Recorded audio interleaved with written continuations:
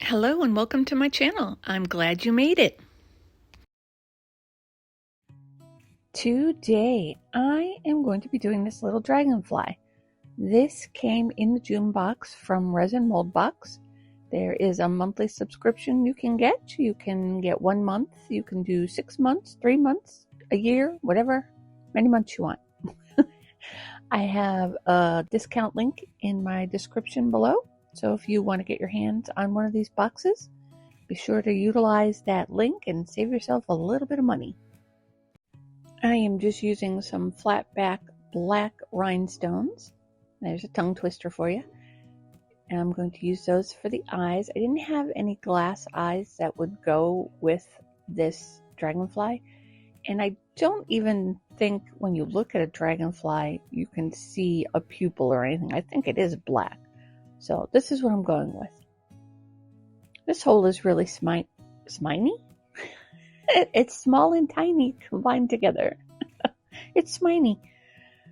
So this little rhinestone is perfect for this size eye.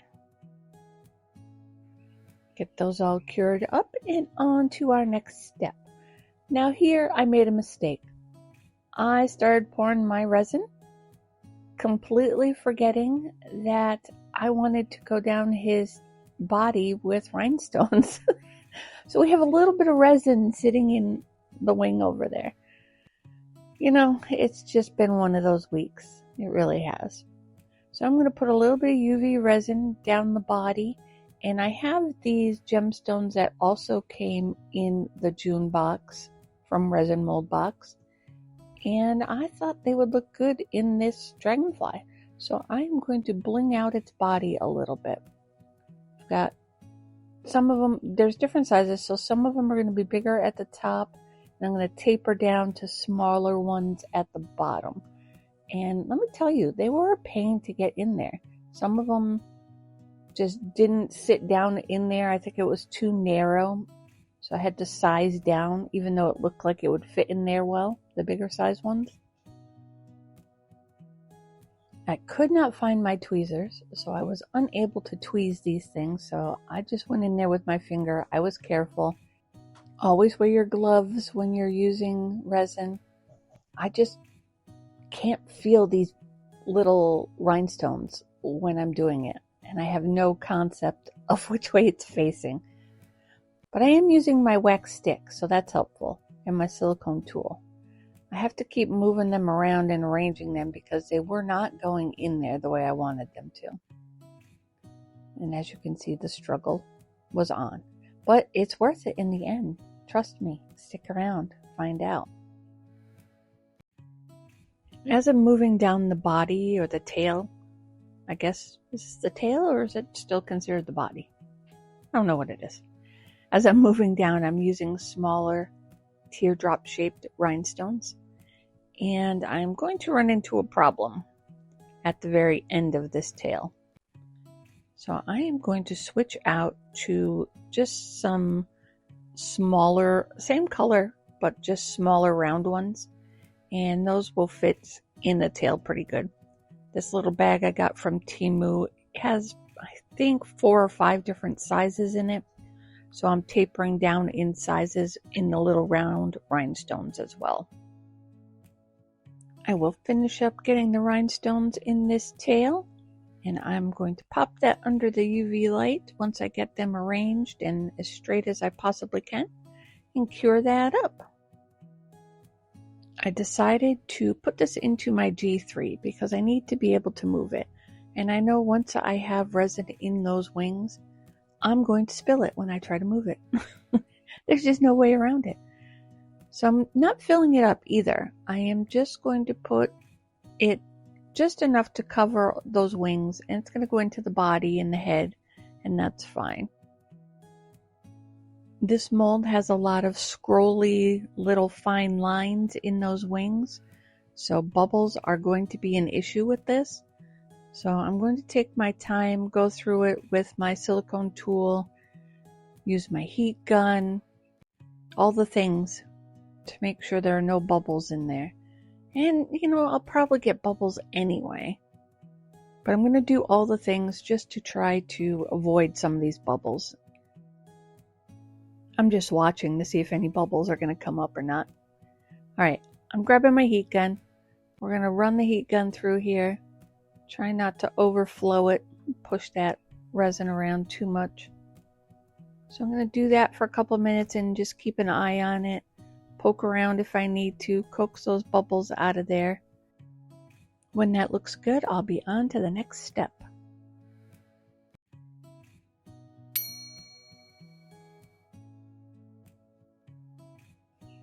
That looks pretty good. I don't see any bubbles left in there, so I am on to my next step. I have this glitter. Now, I don't know, I've said this in a few videos, I don't know what this stuff is made of.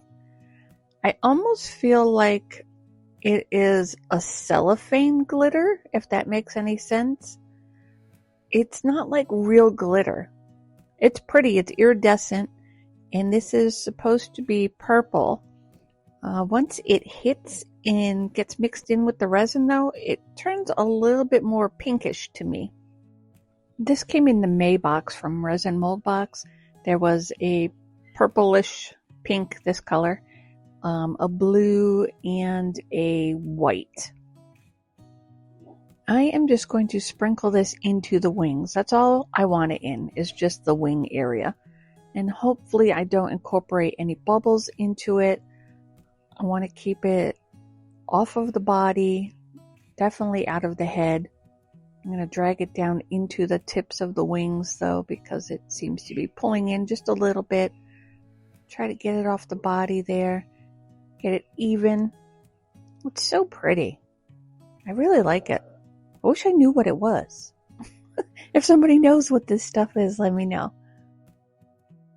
I'm just speeding this up a little bit because all I'm doing is arranging that glitter. Trying to keep it where I want it. I'm going to grab another color. I have the blue from the same May box. I'm going to sprinkle some of that in there.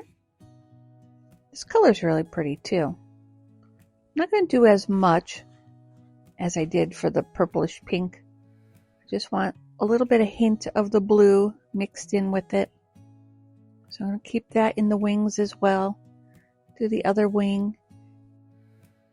I'm going to finish sprinkling this in there. I'm going to let it sit for just a little bit to see if any bubbles come up, just because I added some glitter to it. I didn't know if any bubbles would occur from that.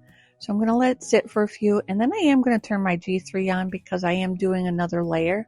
So I want to get to that layer. So I'll be back. Next step, I have the eye candy Decoku, however you say that. Why do they make their names so difficult sometimes? Call it what it is. Purple blue shift. Alright, so this is a little tacky. I'm going to brush it on. Hopefully I didn't let it go too long and it will stick. I'm going to brush this beautiful color on. I love this color. My husband bought this, surprised me. He got a few of them for me for Christmas. Very nice surprise. So I've been using them. I try to use them sparingly because they are a bit expensive. I'm cheap like that. Alright, it's sticking pretty good. And it won't be too big of a deal if it doesn't stick in some places. I could just go in with the tack it over and over and get the little spaces if I miss anything. And I'm going to get into the head too. I want to get up around the eyes because I do want there to be color behind the head, but I do not want anything in the antenna. So if I have any spillage or flyaway flakes into the antenna, I'm going to clean those out. I'm going to try to get up on the sides as well. Get that all colored in there. Yeah, there's a little bit that isn't sticking, so I imagine I'll have to go over it with some tack it, but I'll keep trying to burnish it in there and see how it works. I think this is going to look really good behind that glitter type stuff that I put down. I'm just going to call it glitter until I know what it is. The cellophane glitter? I don't know. It is time to mix up some resin. So I have a little bit of resin. What did I do? I did 40 milliliters. So I have a little bit of resin mixed up. It was more than I needed, and I put in my black pigment paste. You always want to back your color shift with black. I think it makes the color pop out much more, and I don't know, it's like a deeper color and it makes it pop. So if you can, back it in black. When you back it in white, it gives it a totally different look. I have to do that sometime. Back one in white and back one in black and just see the difference. All right, I have a plan. Try to get those up into the antenna, and like I said, I didn't put any shift into the antennas. It is clear, so they will be a solid black, which I think will look excellent with this. The little dragonfly will have black antennas and black beady eyes, and then a beautiful sparkling body, hopefully. Alright, this stuff is not flowing nicely into my antennas.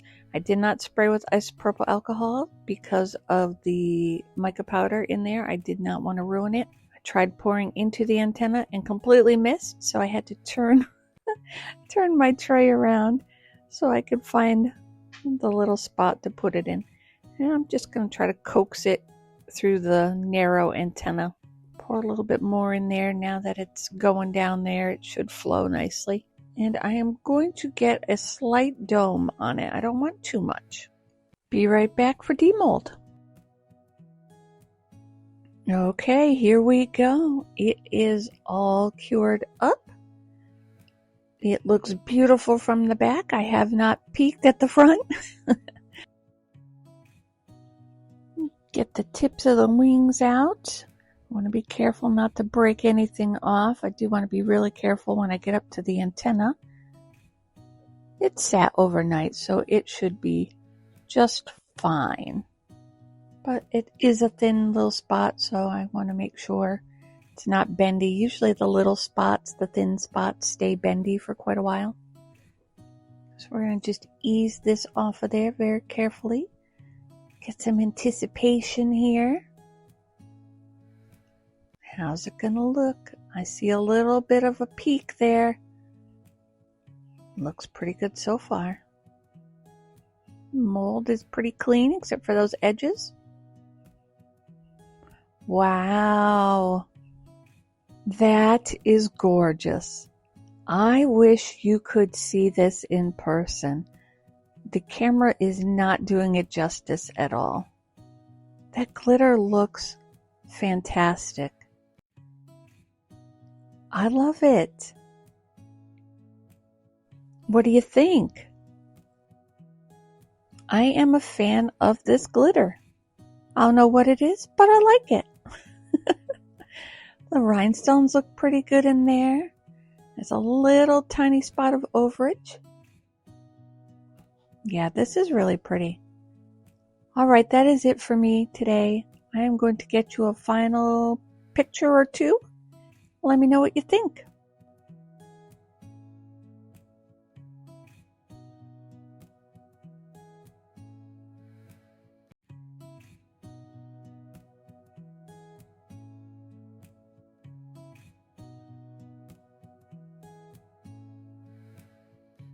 Thanks for watching.